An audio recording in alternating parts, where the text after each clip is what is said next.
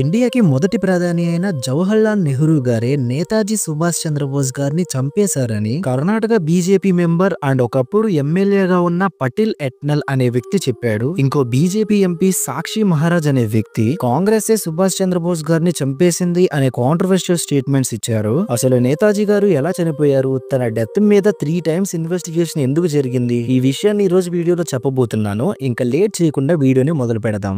అది August 6, 1945 Japan మీద America nuclear బాంబుని వేసింది. దీనితో రెండవ ప్రపంచ యుద్ధం ఆల్మోస్ట్ ముగిసింది. జపాన్ సరెండర్ అయిపోయింది. దానితో జర్మనీ కూడా ఓడిపోయింది. ఇది సుభాష్ చంద్రబోస్ గారికి ఒక బ్యాడ్ న్యూస్ లాంటిది. ఎందుకంటే బోస్ గారు జర్మనీ మరియు జపాన్ ని ఇండియా ఇండిపెండెన్స్ కోసం సహాయం అడిగారు. అలా బోస్ గారు అడాల్ఫ్ హిట్లర్ ని కలిశారు. అప్పుడు హిట్లర్ జపాన్ మనకు హెల్ప్ చేస్తుందని చెప్పాడు. జపాన్ కూడా ఇండియా ఆర్మీకి ఫండ్ చేయడానికి ఒప్పుకుంది. అప్పుడే బ్రిటిష్ వాళ్ళు రెండో ప్రపంచ యుద్ధంలో బిజీగా ఉన్నారు. ఇదే సమయంలో మనం కూడా దాడి చేస్తే ఇండిపెండెన్స్ వస్తుంది, నాన్ వైలెన్స్ తో మనం ఏమీ చేయలేమని అనుకున్నారు. బోస్ గారు అనుకున్నట్లుగా 1944లో ఇండియన్ ఆర్మీ మణిపూర్ లో ఉన్న బ్రిటిష్ ఆర్మీ వాళ్ళని ఓడించి ఆ ప్లేస్ ని ఇండియన్ ఆర్మీ కంట్రోల్లోకి తీసుకున్నారు. కానీ ఎప్పుడైతే జపాన్ మీద న్యూక్లియర్ బాంబ్ పడిందో జపాన్ వాళ్ళు మనకి సాయం చేయడానికి కుదరలేదు. ఆర్మీకి ఫండ్స్ ఇవ్వడం కూడా ఆపేశారు. అది 1945 ఆగస్టు 16 రాత్రి బోస్ గారు తన సహచరులతో ఒక సమావేశం పెట్టారు. ఆ రోజు బోస్ గారు తనకు ఉన్న ప్లాన్స్ ని తన ఆర్మీ వాళ్ళతో డిస్కస్ చేస్తున్నారు. జపాన్ సరెండర్ అయినంత మాత్రాన ఇండియా సరెండర్ అయినట్టు కాదని చెప్పారు. మనమైతే పోరాటం ఆపకూడదు,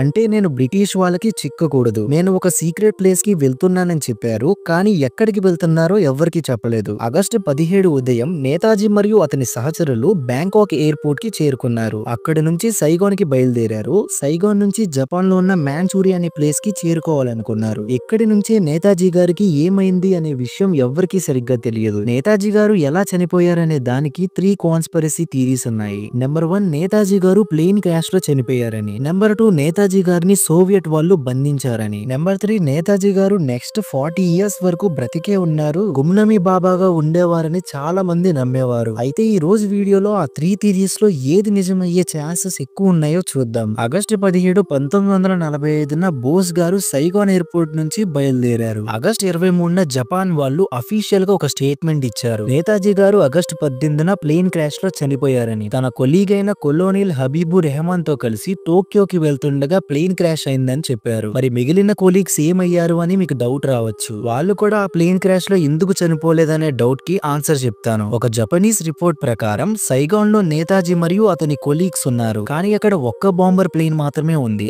అందులో ఇద్దరికి మాత్రమే ప్లేస్ ఉంది. మిగిలిన ప్లేసెస్ లో జపనీస్ సోల్జర్స్ ఉన్నారు. అప్పుడు బోస్ గారు తనతో రెహమాన్ ని తీసుకువెళ్లి మిగిలిన వాళ్ళని సైగాన్ లో ఉండమని చెప్పారు. ఆ ప్లేన్ క్రాష్ అవ్వగానే నిప్పు అంటుకుంది. ఆ ఫైర్ వల్ల నేతాజీ గారు చనిపోయారు. ఆ ఫ్లైట్ లో నేతాజీ గారితో వెళ్లిన రెహమాన్ కూడా బాగానే ఉన్నారు. ఈ న్యూస్ ప్రపంచం మొత్తం చాలా వేగంగా పాతుకుపోయింది. ఇండియన్స్ ఈ న్యూస్ ని నమ్మలేదు. ఇండియన్స్ ఏమనుకున్నారంటే నేతాజీ గారు కావాలని తన డెత్ ని ఫేక్ చేస్తున్నారని అనుకున్నారు. 1941లో నేతాజీ గారిని హౌస్ అరెస్ట్ చేసినందుకు మారువేషం వేసుకుని అక్కడ నుంచి తప్పించుకుని జర్మనీ వరకు వెళ్లారు. అప్పటిలాగానే ఇప్పుడు కూడా ఏదో ట్రిక్ ప్లాన్ చేస్తున్నారని అందరూ అనుకున్నారు. కేవలం ఇండియన్సే కాదు, బ్రిటిష్ వాళ్ళు కూడా ఈ న్యూస్ ని నమ్మలేదు. నేతాజీ తన డెత్ ని ఫేక్ చేసి బ్రిటిష్ వాళ్ళ మీద సడన్ గా దాడి చేస్తారేమో అని వాళ్ళు అనుకున్నారు. అది ఆగస్టు 30, 1945 జపాన్ అఫీషియల్ గా సరెండర్ అయిన కొన్ని రోజులకి బ్రిటిష్ వాళ్ళు జపాన్ ని ఒక రిక్వెస్ట్ చేశారు. అదేంటంటే నేతాజీ డెత్ మీద ఒక ఇన్వెస్టిగేషన్ చేయమని. 3 వారాల తర్వాత జపాన్ వాళ్ళు ఒక రిపోర్ట్ ని సబ్మిట్ చేశారు. ఆ రిపోర్ట్ లో ఆగస్టు 18, 1945న ప్లేన్ క్రాష్ జరిగిందని,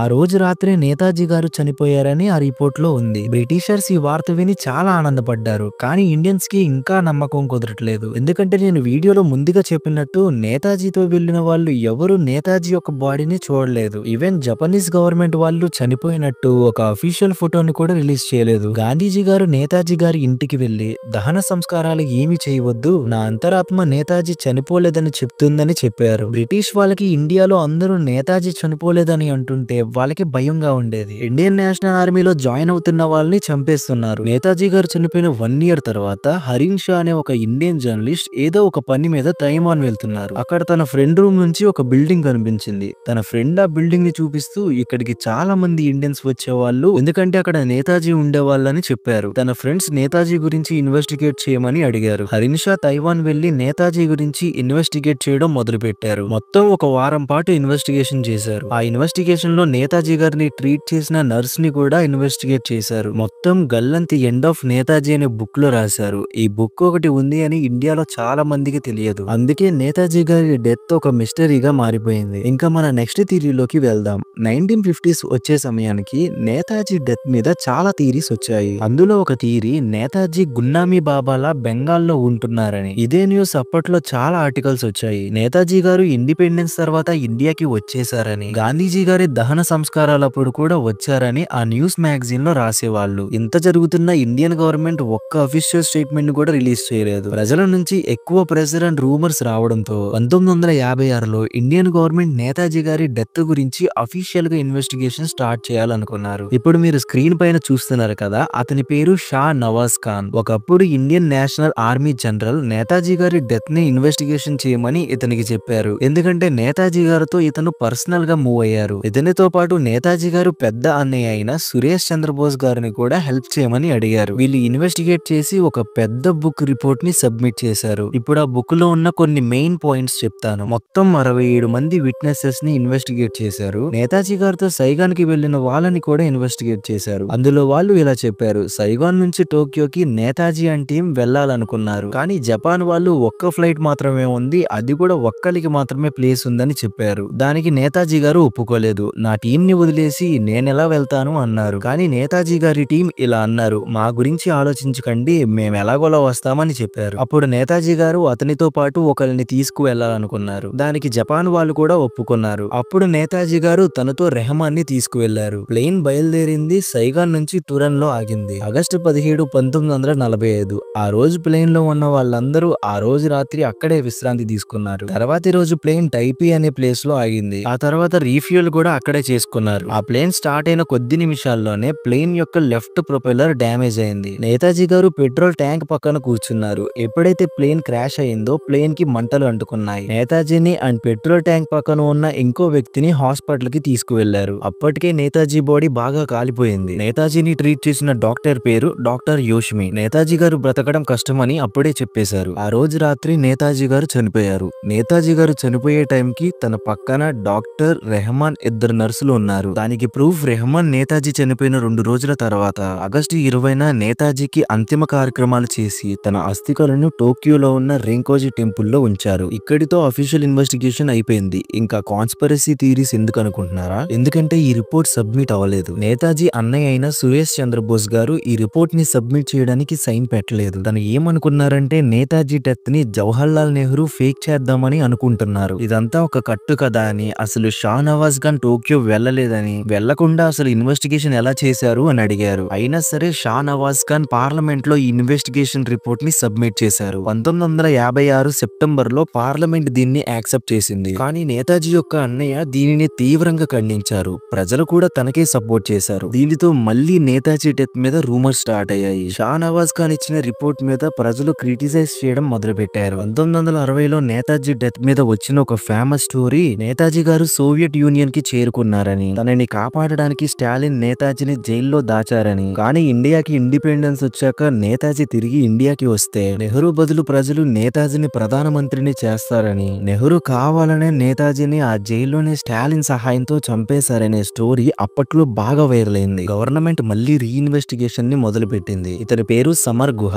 బెంగాల్ ఎలక్షన్స్ లో గెలిచారు. 1967 లోకసభలో తన మొదటి స్పీచ్ లోనే నేతాజీ డెత్ గురించి ఇన్వెస్టిగేషన్ చేయిస్తానని చెప్పారు. అతను ఒక డాక్యుమెంట్ కూడా ప్రిపేర్ చేశారు. ఆ డాక్యుమెంట్ మీద 350 ఎంపీల సైన్ ని తీసుకుని ప్రెసిడెంట్ అండ్ ప్రైమ్ మినిస్టర్ కి ఇచ్చారు. 1970 ఇందిరాగాంధీ గారి గవర్నమెంట్ జస్టిస్ జీడి కోస్లా గారిని ఇన్వెస్టిగేషన్ హెడ్ గా నియమించారు. సమర్ గుహ గారిని ఈ ఇన్వెస్టిగేషన్ కి హెల్ప్ చేయమని సెంట్రల్ గవర్నమెంట్ అపాయింట్ చేసింది. అప్పుడు షా నవాజ్ కమిటీ తైవాన్ వెళ్ళినాక ఇన్వెస్టిగేషన్ రిపోర్ట్ ని సబ్మిట్ చేశారు. కానీ ఈసారి జీడి కోస్లా గారు, సమర్ గుహ గారు మరియు తన టీం మాత్రం తైవాన్ వెళ్లి ఇన్వెస్టిగేషన్ స్టార్ట్ చేశారు. సమర్ గుహ నేతాజీ గారు చనిపోయిన హాస్పిటల్ కి వెళ్లారు. అలాగే నేతాజీ గారి అంతిమ కార్యక్రమాలు చేసిన ప్రదేశానికి కూడా వెళ్లారు. జీడి కోస్లా గారు 4 సంవత్సరాల పాటు 200 మందిని పైగా ఇన్వెస్టిగేషన్ చేశారు. చాలా మంది చాలా స్టోరీలు చెప్పారు. అమెరికాలో ఒక బ్యాంక్ ఉద్యోగి నేతాజీ గారు తనకు ఒక ఉత్తరం రాశారని, ఇంకో వ్యక్తి ఏమో తను నేతాజీని రష్యాలో చూశానని చెప్పాడు. చివరాఖరికి జీడి కోస్లా గారు కూడా షా నవాజ్ కమిటీ ఇచ్చిన రిపోర్ట్ నే మళ్ళీ ఇచ్చింది. ఇంతటితో రూమర్స్ అన్ని ఆగిపోయాయేమో అని మీరు అనుకుంటున్నారు. ఇండియాకి ఎమర్జెన్సీని డిక్లేర్ చేశారు. సమర్ గుహాని ఇందిరా ఇందిరాగాంధీ అరెస్ట్ చేయించారు. జైలులో సమర్ గుహ గారు ఒక బుక్ ని రాశారు. ఆ బుక్ లో చీడీ కోస్ల కమిటీ సరిగ్గా ఇన్వెస్టిగేషన్ చేయలేదని రాశారు. మళ్ళీ వాజ్పేయి గారి గవర్నమెంట్ లో మళ్ళీ జస్టిస్ ముఖర్జీ గారితో ఇన్వెస్టిగేషన్ మళ్ళీ మొదలు పెట్టారు. జస్టిస్ ముఖర్జీ గారి టీం మాత్రం నేతాజీ గారు ప్లేన్ క్రాష్ లో చనిపోలేదని చెప్పారు. దానికి 3 క్వశ్చన్స్ అడిగారు. ఫస్ట్ ఏంటంటే ప్లేన్ క్రాష్ అయితే పైలట్స్ అండ్ నేతాజీ గారు మాత్రమే ఎందుకు చనిపోయారు, మిగిలిన వాళ్ళకి ఎందుకు